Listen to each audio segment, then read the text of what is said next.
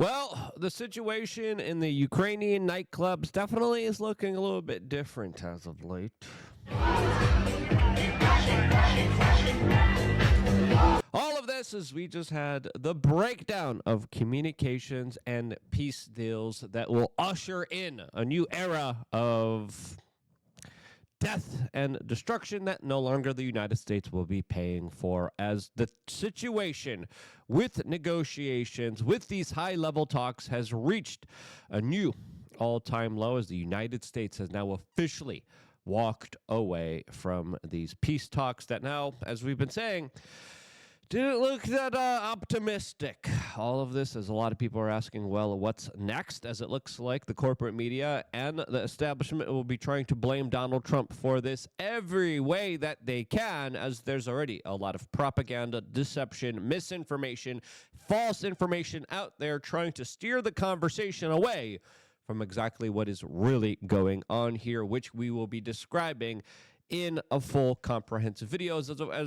In this comprehensive video, as of course, if you look at all of our reporting that we've been doing for about 15 years on this very particular topic, us describing how the situation was going to escalate, how it escalated, how it unfolded here, we were describing the situation of how dire it was already all the way back in 2014 when the first shots were being fired with this international proxy conflict that now is going to be entering into a new, very dangerous era. This, as a lot of people now expect the United States to cut back on their support of military supplies and intelligence, as the high-level Ukrainian peace talks were now just scrapped, as Marco Rubio and U.S. Representative Witkoff just pulled out last minute from the negotiations, as the battles are definitely heating up, especially in the Donbass area, as clearly the situation is not going to be good for the people of Ukraine here, as the Europeans are going to be probably sitting on their hands and not giving up their welfare state in order to have a warfare state, as Donald Trump officially speaking about the Ukrainian ceasefire negotiations just came out and hinted at one particular party being responsible here. Who's that particular party? We'll tell you in just a little bit, but these statements here are very big and verbose, to say the least. Being killed in battle. It's a vicious battle with the best equipment, the best everything, and it is brutal. 2,500 young people a week. Some of them not so young, actually. They're getting older. They're getting older by the month. But 2,500 a week, and we're going to get it stopped ideally. Now, ideally is the key word there. We're going to get it stopped ideally. Okay, that little word there makes the biggest difference here, especially with the latest information that we're getting here. As the United States previously promised, we're going to walk away from this deal. We're going to walk away. We're going to stop. This is not our business. They just did it.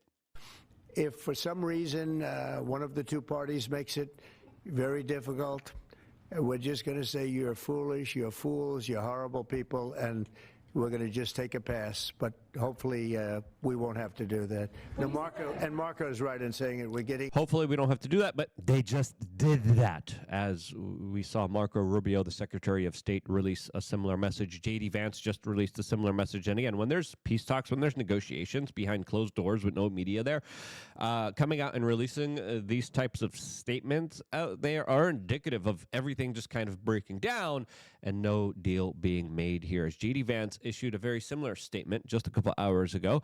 And again, you could see that this is a negotiation tactic. This is straight out from Art of the Deal by Donald Trump here, as J.D. Vance now threatened that the United States will walk away unless Trump's Ukraine deal is agreed to. Now, who's not agreeing to the Ukraine deal?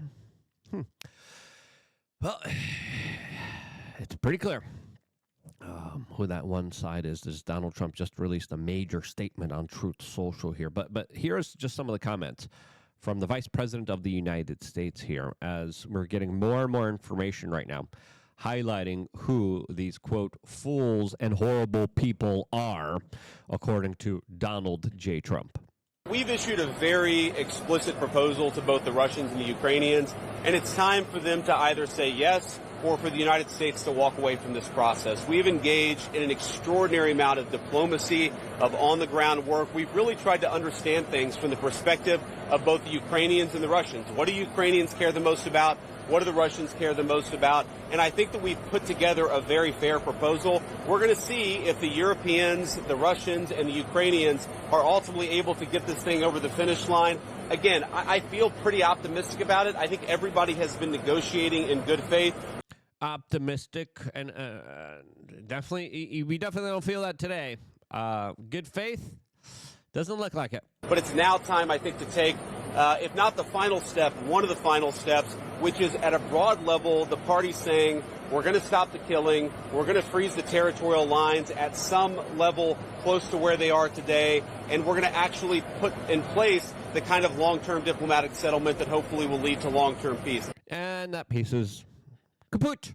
And it looks like it's not happening here, as we got articles like this from Newsweek. Trump's reported plan to recognize Crimea as Russia sparks fury, as the Ukrainians here aren't happy. And according to a lot of the reports, they are the ones walking away. And from my sources, it was the Ukrainian delegation that went to the corporate media, went to the United States establishment media, and said it's totally unacceptable. It's Donald Trump is trying to propose this deal where we're going to have to concede some of our land and territory, and that's not going to happen. Now Donald Trump officially answered back in a very eye-opening Truth Social post. Before talking about that and playing more videos, I thought CBS News just had an awful piece of propaganda that deserves to be called out. We're going to be playing that clip too. Before that, we wanted to remind you that if you want to support us, support your health on wearechange.shop, one of the best shops out there. And we got some of the most high quality, incredible products on the market. As right now, we are deciding to pre-order our creatine, as supplies are running short on that. We have a lot of other supplies that are also running short, but we still have a few more boxes. Again, price. I got to increase the price of this. I've been too busy here. The price of our No More Drama from Your Mama bundle is still out there available too. And again, we just did it in a way where we made it easy for you guys. Guys hate planning. We hate organizing. It's Mother's Day. You got to do something. We just made it very simple, easy, and convenient for you. Right here, boom, buy this box. It's pretty. We got stickers. We got, look at the ruffly feather thingies. Women love that. Look, we got this too. Look, I don't know what this is, but we got that. And now it's all over my desk here. The woman in your life opens this on Mother's Day, and she's like, whoa, look at that. I'm getting some creatine. I'm going to get some cognitive improvements here. Oh, man, I got the eye roller. Boom, I got the magnesium mist so I could be less cranky. I got magnesium glycinate so I could get some good rest, some good sleep, and finally be able to be fully restored so we can have a nice, cohesive relationship when I just don't go crazy and haywire on you because my nervous system is fried from all the psychological, physical, mental, and psychological abuse I put on myself for these social beauty standards that Instagram keeps implementing in a form of generational forms of warfare that are targeted against me, that I am susceptible to more than anyone else because marketing works on women more than it does men. Pardon me. Buy the bundle. Wearechange.shop, and supplies are short. We're going to soon run out of it. Price increase today. It's happening. It's happening today. We just made it too good of a deal. 4 products. Boom, mom. Hey, baby mom. Boom. Boom. Here you go. As, most guys don't have any kind of baby mamas in their lives because of the social engineering that's happening against women. Look how easy. Look at this. We even have a sticker here. Put your name on it. Put your baby mama's name on it. Boom. Easy. Quick. Efficient and extremely convenient. Mother's Day is coming up very soon. Get it now. And we are mailing out the packages right now. Okay, let's continue on here with this important conversation. Of course, we now have multiple reports that the United States is open to giving up Crimea to Russia in a peace deal and lowering some sanctions. And the Ukrainians are coming out saying, no way, this is not happening here. As Axios has a very kind of biased headline here saying Trump's final offer for peace requires Ukraine to accept Russian occupation. Okay, very biased perspective here because, again, it's not like the Russians are going to be occupying all of Ukraine. There are some historically tied Russian territories. There's a lot of history here, back and forth here, that intertwines a lot of this. There's also a lot of previous past deals, the Minsk Accords as well. So the history gets a little bit murky, to say the least here. But there are Russians living, Russian-speaking people living in some of the Ukrainian territory, and this goes back for quite a long time, as the Russians are suggesting that they were under attack, that they need to keep them protected. The Ukrainians are saying, no, they're Ukrainians, as Donald Trump just released this statement, as now we're getting a hint who he was calling fools, who he was calling awful people, as he just released a statement. Ukrainian President Volodymyr Zelensky is boasting on the front page of the Wall Street Journal that Ukraine will not legally recognize the occupation of Crimea. There's nothing to talk about here. The statement is very harmful to the peace negotiations with Russia, in that Crimea was lost years ago under the auspicious of President Barack Hussein Obama, and is not even a point of discussion. Nobody is asking Zelensky to recognize Crimea as Russian territory, but if he wants Crimea, why didn't they fight for it 11 years ago when it was handed over to Russia without a shot being fired? The area also houses, for many years before the Obama handover, major Russian submarine bases. It's inflammatory statements like Zelensky's that make it so difficult to settle this war. He has nothing to boast about. The situation for the Ukraine is dire.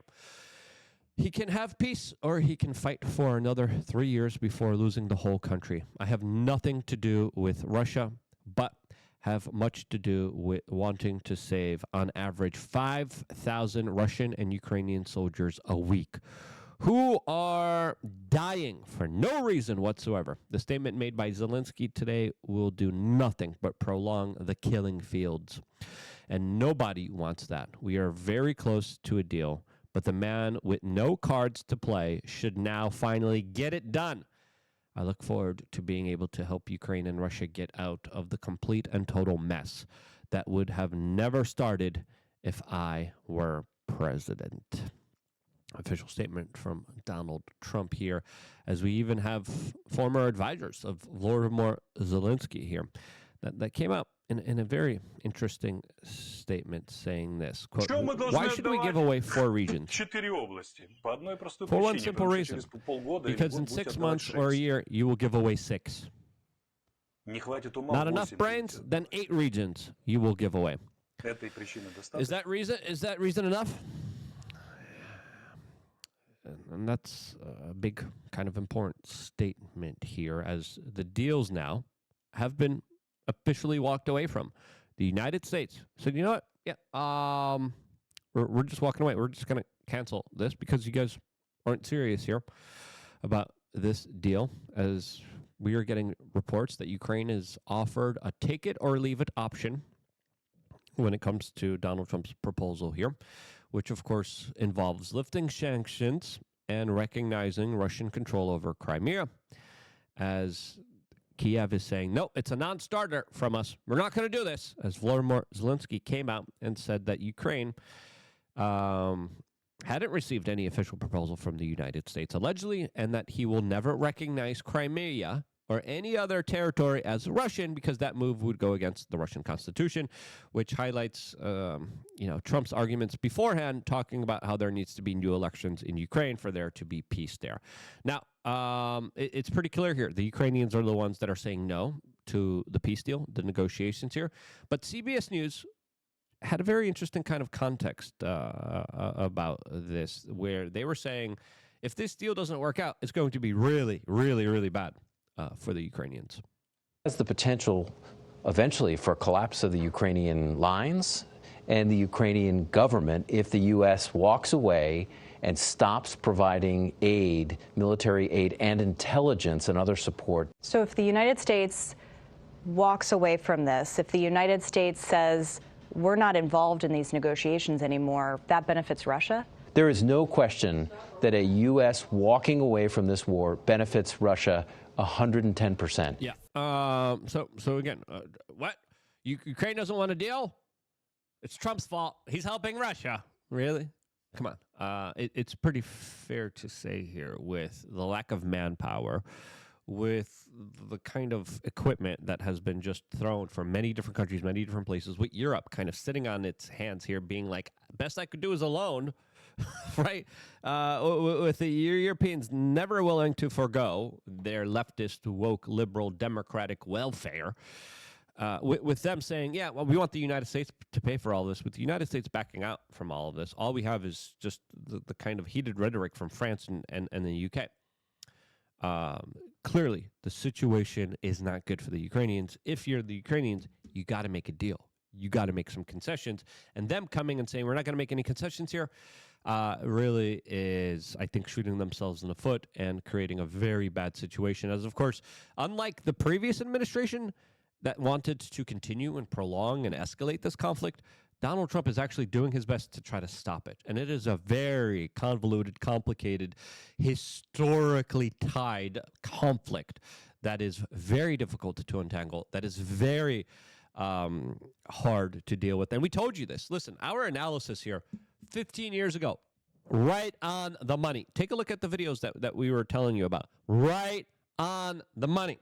We were telling you, as soon as Trump got into office, we were saying, hey, he said he's going to do this day one. It's a lot more complicated than we're seeing. We were right on the money with that as well. And unlike the corporate media like CBS News, it's easy just for them to dunk and try to attack someone. And we told you, hey, Trump's not going to do this in day one. This is going to be a long, drawn-out process here. And look at their start of the program here. This is CBS News. This is what they had to say. This is how they introduced the segment. Now to the war in Ukraine. As you remember, candidate Trump said he would be able to end it on day one. Russia's invasion of Ukraine on Europe's doorstep. Yeah, Trump just failed. Trump promised to stop at day one. I mean, any kind of analyst, any kind of person who has been following this and looking at the war maps and looking at the situation and understanding it would have known, like, yeah, it's not going to happen day one. It's pretty clear it's not. As, of course, during Trump's first administration, they went after Michael Flynn, his national security advisor, for, of course, violating the Logan Act for even contacting the Russians beforehand. So clearly, he couldn't do anything beforehand. And right now, again, a lot of people are like, oh, it's Trump's fault. I think it's pretty clear here. He's doing his best here to try to bring people together, to try to end this fighting, to try to end this horrible conflict. And it's pretty clear there's one side here, one country that is the one resisting all of this. Now, again, as we reported to you, from the first ceasefire deal, the Ukrainians violated it by going after Russian energy infrastructure. Then the Russians violated it.